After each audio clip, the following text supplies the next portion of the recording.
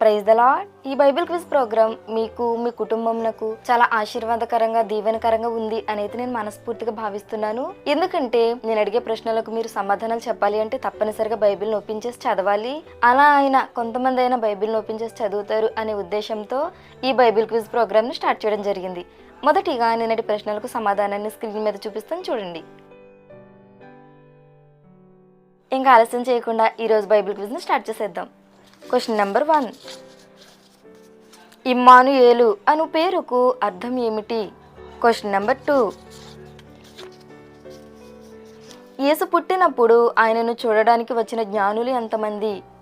Question number 3. తన ఆస్తిని దుర్వ్యాపారం వలన పాడు చేసిన వ్యక్తి ఎవరు? Question number 4.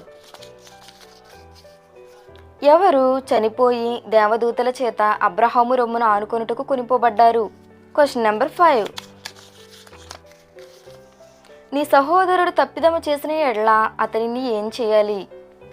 చూసారు కదండి. ఈ 5 ప్రశ్నలకు మీకు సమాధానాలు తెలిస్తే వెంటనే నాతో కామెంట్ సెక్షన్ షేర్ చేసుకోండి. ఒకవేళ ఈ 5 ప్రశ్నలకు మీకు సమాధానాలు తెలియకపోతే నెక్స్ట్ వీడియోలో ఈ 5 ప్రశ్నలకు సమాధానం చెప్పడం జరుగుతుంది. అప్పటి వరకు మన ఛానల్ని చూస్తూనే ఉండండి. Praise the lord.